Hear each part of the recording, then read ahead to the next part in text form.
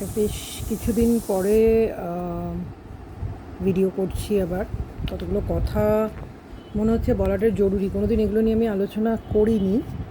মানে নিজেকে নিয়ে তো আমি আলোচনা করাটা পছন্দ করি না, কিন্তু অনেক সময় না নিজের এক্সপিরিয়েন্সটা শেয়ার করলে, নিজের অভিজ্ঞতা দিয়ে বললে মানুষের কাছে ব্যাপারটা কনভিন্সিং হয় আর কি। এবং যেহেতু আমি মানে একজন সার্ভাইভার, যে কোনো ক্ষেত্রে একজন সার্ভাইভার হিসেবে সার্ভাইভারের ন্যারেটিভটা এলে মানুষের বুঝতে এবং রিলেট করতে সুবিধা হয়। তো আজকে যে আলোচনাটা অনেক আগেও করা যেত, কিন্তু এবারে খুব ট্রিগার্ড হলাম আর কি। মানে অনেক পরিচালক অনিক দত্তর ডিপ্রেশন, সুইসাইড, এই এই যে দুটো বিষয়, মানে আজকে নতুন নয়, মানে ডিপ্রেশন থেকে সুইসাইড অসংখ্য এতে হয়ে চলেছে। কিন্তু মনে হলো যে হয়তো না, মানে একটা করে ট্রিগার, কোনো একটা ইভেন্ট ভীষণ ট্রিগার করে দেয়, তো সেখান থেকে মনে হলো কিছু কথা শেয়ার করা দরকার। প্লাস দেখলাম লোকজন অনেকেই লেখালেখি করছে ডিপ্রেশন নিয়ে, মানে তাদের বক্তব্যগুলো রাখছে। আমার মনে হলো যে আমার কিছু ব্যক্তিগত অভিজ্ঞতা এবং কিছু নৈর্ব্যক্তিক দৃষ্টিভঙ্গি, মানে একজন সমাজতত্ত্বের ছাত্রী হিসাবে, সমাজতত্ত্ব নিয়ে পড়াশুনো করা একজন মানুষ হিসাবে, তার সাথে খানিকটা সোশ্যাল সাইকোলজি, এবং সবথেকে বড় কথা হচ্ছে একজন রাজনীতি করার অভিজ্ঞতা, রাজনৈতিক ব্যক্তিত্ব আমি নিজে বলবো, মানে ওটাই আমার আসল পরিচয় আর কি। যে আমি একজন হাইলি পলিটিক্যাল পার্সন। তো সেই সত্তা থেকেই আর কি, যেটা বলার সেই সত্তা থেকেই বলবো। ব্যক্তিগত কথা তো থাকবেই। আলোচনাটাকে আমি দুটো ভাগে ভাগ করব। প্রথম ভাগটাতে একটু থিওরি, মানে একটু সমাজতাত্ত্বিক থিওরি দিয়ে বলবো। বিষয়টা হচ্ছে সুইসাইড।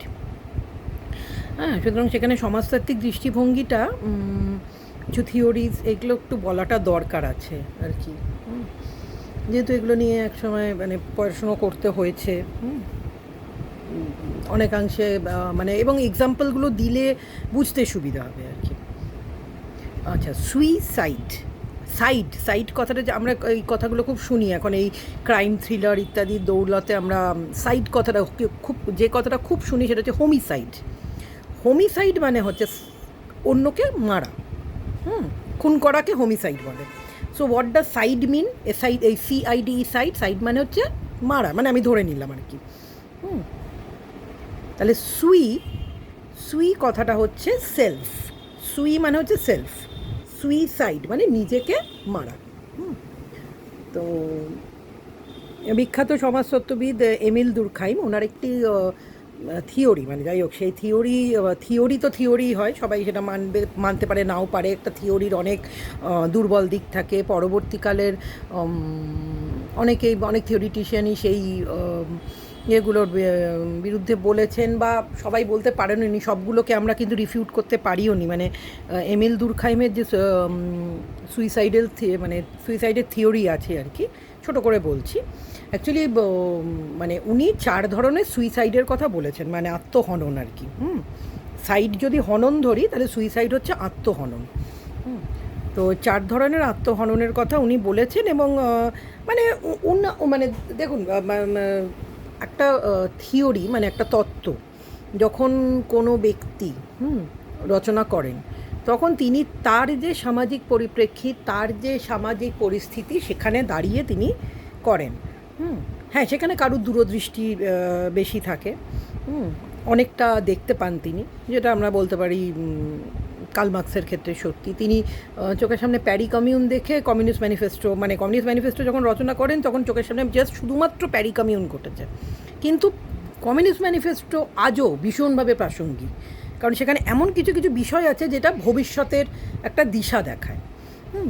তো একটা থিওরি তখনই কালজয়ী হয় যখন সেটা আগামীর দিশা দেখায়।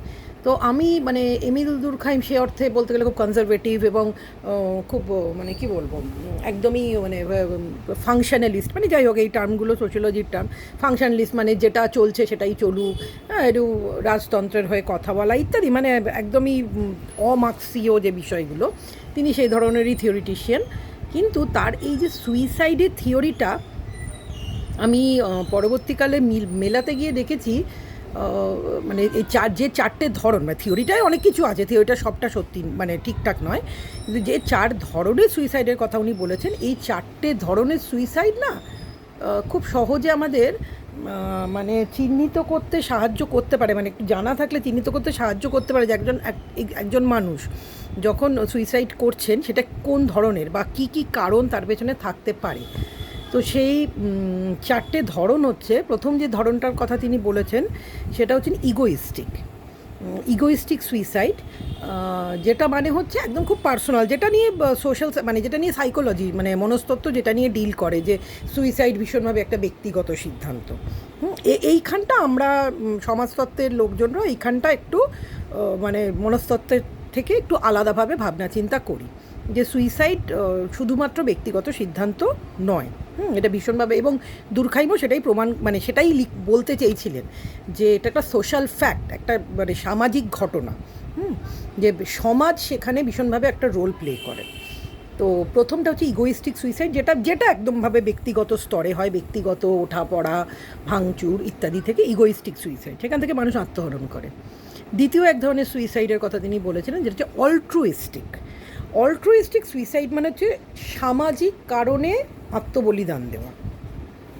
উনি বুঝিয়েছিলেন হচ্ছে, ওনার থিওরিতে উনি বলেছিলেন যে মানে জাপানের যে সমাজ আর কি, যে প্রাচীন প্রথা আছে হারাকিরি, হ্যাঁ, যে একটি তলোয়ার থাকে, তলোয়ারে গিয়ে দৌড়ে গিয়ে, ওটা একটি প্রথা, মানে প্রথাগত যে সুইসাইড, উনি অল্ট্রুইস্টিক সুইসাইডকে ওই প্রথাগত অর্থে বলতে চেয়েছেন।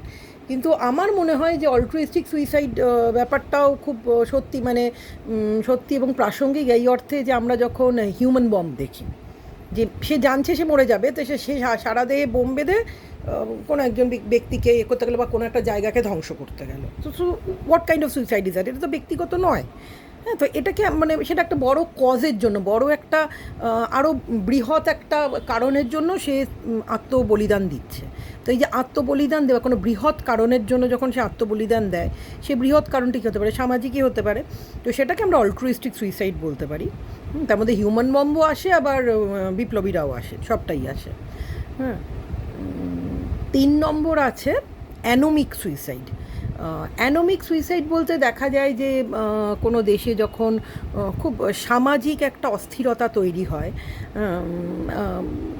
বিভিন্ন কারণে সে অস্থিরতা হতে পারে, অর্থনৈতিক কারণে বা কোনো খুব দাঙ্গা পরিস্থিতি বা যুদ্ধ পরিস্থিতি, অথবা সমাজে একটা পরিবর্তন আসছে, মানে একটা মানে সামাজিক জীবনটা খুব নড়বড়ে হয়ে গেছে, ঘেটে গেছে এবং চারপাশে খুব অস্থিরতা, সেই রকম অস্থিরতার মধ্যে অনেকে আত্মহনন করে। এটা আমরা জানি, মানে যুদ্ধবিধ্বস্ত দেশে আর কি, মানে যখন যুদ্ধ হয় সেই দেশে বা দাঙ্গার পরে টরে মানে অনেকেই মানে সুইসাইড করে আর কি। তো এটাকে উনি বলেছেন অ্যানোমিক, হ্যাঁ, অ্যানোমিক সুইসাইড। অ্যানোমি মানে হচ্ছে সামাজিক অস্থিরতা, সেই অর্থে আর কি, মানে এগুলো তো জার্মান টার্ম, এগুলো মানে সহজভাবে বললে। আর আরেকটির সুইসাইডের কথা তিনি বলেছেন হচ্ছে, যেটা আমি টার্মটা এই মুহূর্তে মনে করতে পারছি না, যেখানে হচ্ছে যে কোনো একটা এই যে কয়েদিরা সুইসাইড করে, বা দাসরা যে সুইসাইড করতো, মানে কোনো একটা পরিস্থিতি মানুষকে এমনভাবে শৃঙ্খলাবদ্ধ করে ফেলে যে সেই শৃঙ্খলা থেকে মুক্তির জন্য সে মৃত্যুকে বেছে নেয়, সেটা আরেক ধরনের সুইসাইড। তো মানে এই যে সম্প্রতি আমরা দেখলাম যে নিট পরীক্ষা যখন ক্যান্সেল হলো, মেডিকেল এন্ট্রেন্স নিট, তারপরে বেশ কিছু ছাত্রছাত্রী কিন্তু সুইসাইড করলো। সেটাকে কিন্তু আমরা একভাবে অ্যানোমিক সুইসাইডের ইয়েতে মানে সেটাকে আমরা পুরোপুরি ইগোইস্টিক বা ব্যক্তিগত সিদ্ধান্ত থেকে ব্যক্তিগত জীবনের ওঠাপড়ার থেকে সেই আত্মহনন করেছে এইভাবে কিন্তু দেখাটা ঠিক না। তাকে কিন্তু একটা সামাজিক কারণ, একটা বিশেষ কারণ তাকে কিন্তু ওইদিকে ঠেলে দিয়েছে ওরকম একটা সিদ্ধান্ত নিতে, আত্মবলিদানের মানে আত্মবলিদান বলবো না, আত্মহননের পথ বেছে নিতে তাকে ঠেলে দিয়েছে। সেটাকে ওই যে নিট পেপার লিক হয়ে যে পুরো পরীক্ষাটা ক্যান্সেল হলো, তার 1 বছর বা 2 বছর ধরে সে পরিশ্রম করে পরীক্ষাটা দিচ্ছে, প্রচুর খরচ করেছে টিউশন নিতে। তো এই যে গোটা পরিস্থিতি, তো এটাকে আমরা একভাবে মানে এটা ইগোইস্টিক এবং অ্যানোমিক, এটার একটা মিক্সচার বলা যেতে পারে। যে মানে সামাজিক একটা পরিস্থিতির কারণে সে ব্যক্তিগত সিদ্ধান্ত নিতে বাধ্য হয়েছে যে আমি নিজেকে শেষ করে দেবো। কিন্তু আজকে যে বিষয়টা মানে যে কারণে আমি প্রসঙ্গটা তুললাম, যেটা সম্প্রতি পরিচালক অনীক দত্ত যে আত্মহনন করেছেন, হ্যাঁ, সেই প্রসঙ্গে আর কি। এবং এটা আমাদের কাছে আজকে খুব পরিষ্কার যে তিনি ডিপ্রেশনে ভুগছিলেন, ঠিক আছে, যেটাকে বলে মানসিক অবসাদ। তো সুইসাইডের পার্টটা গেল। তার সুইসাইডটা একেবারেই ইগোইস্টিক সুইসাইড, মানে হচ্ছে ইগোইস্টিক বলতে ইগো কথাটাকে ছোটো অর্থ দেবেন, ইগোইস্টিক মানে ব্যক্তিগত কারণে ব্যক্তিগত সিদ্ধান্ত নিয়ে তিনি নিজেকে শেষ করে দিচ্ছেন। তো সুইসাইডের পার্ট চলে গেল। এবার আমরা আসছি ডিপ্রেশনে। প্রথমত ডিপ্রেশন, মানসিক অবসাদ, এই বিষয়টা নিয়ে খুব সাম্প্রতিক চর্চা শুরু হয়েছে, কিন্তু যথেষ্ট চর্চা হয় না আমাদের সমাজে। মানে খুব পকেটে পকেটে চর্চা হয়, মানে খুব হয়তো কেউ একটু পড়াশুনো করলো, সে তার বন্ধুবান্ধবদের নিয়ে একটু আলোচনা করলো এলো, মানে একটা মানে ওভারঅল যে একটা সেন্সিটাইজেশন, যেরকম জেন্ডার মানে এই যে লিঙ্গ সচেতনতা নিয়েও একটা ওভারঅল সচেতনতা এখনও আমাদের সমাজে তৈরি হয়নি, ঠিক সেভাবে মানসিক অবসাদ নিয়েও কিন্তু হয়নি। মানে একভাবে বলতে গেলে আমাদের সমাজ কিন্তু এই দুই ক্ষেত্রেই কিন্তু বেশ অসংবেদনশীল। তাও নানান ঘটনার মধ্যে দিয়ে লিঙ্গ বৈষম্য এবং লিঙ্গর যে বিভিন্ন দিকগুলো মানে জেন্ডার ভায়োলেন্স ইত্যাদি বিষয়গুলো সামনে বিভিন্ন সময় আজকে মানে লাস্ট 25-30 বছর ধরে চর্চায় থেকেছে। ফলত সেটা নিয়ে খানিক একটু হলেও মানুষ সচেতন হয়েছে, কিন্তু মানসিক অবসাদ এই বিষয়টা নিয়ে এখনও সেই সচেতনতা আমাদের সমাজে তৈরিই হয়নি।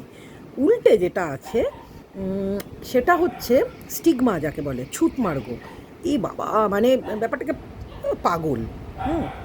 মানসিক অবসাদ মানে মানুষ কেন বলতে ভয় পায়, হ্যাঁ, যে আমার ভালো লাগছে না, বলবে পাগল একটা, বেশি বেশি, হ্যাঁ, ন্যাকামি ইত্যাদি। মানে এই যে অসংবেদনশীলতা, এই যে এটাকে মানে যেটাকে বলে ইনসেন্সিটিভিটি। আমিও ছিলাম একটা সময়, ছিলাম না এরকম নয়, মানে আমাকেও তো শিখতেই হয়েছে আর কি। এবার হ্যাঁ, আমার পড়াশুনো আমাকে হয়তো একটু সাহায্য করেছে, হ্যাঁ, মানে যেহেতু সোশ্যাল সায়েন্সের স্টুডেন্ট ছাত্রী আমি, আমাকে হয়তো একভাবে সাহায্য করেছে। হ্যাঁ, বিএডে সোশ্যাল সাইকোলজি পড়তে হয়েছে, সেখান থেকে জেনেছি বিষয়গুলো না আমাদের জানতে হবে আসলে।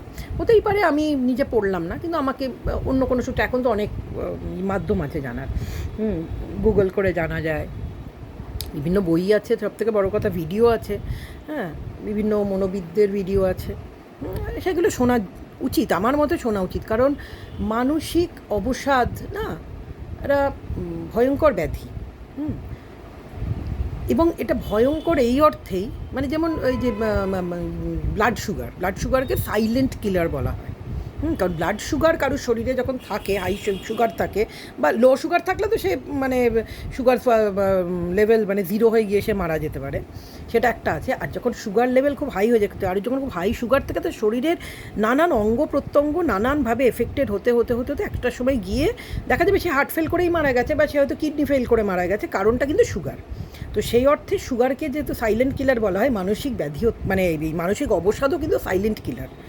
মানে প্রথমত মানসিক অবসাদকে আমরা প্রথমত চিহ্নিতই করতে পারি না। ফার্স্টলি আমরা চিহ্নিতই করতে অনেক দেরি করে ফেলি। দ্বিতীয় কথা হচ্ছে চিহ্নিত করলেও আমরা ডিনায়েলে থাকি, না ওরকম কিছু নয়।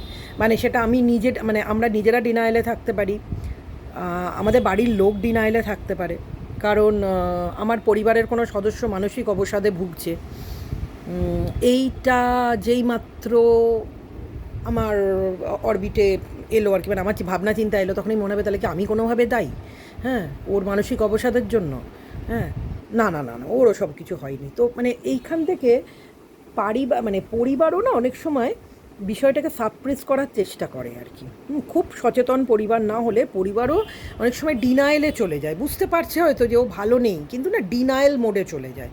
হুম তো আজকে প্রথমত আমাদেরকে সচেতন হতে হবে। এটা যাই হোক, এটা নানান ভাবে আলোচনা হয়, তবে সেটা শুধুমাত্র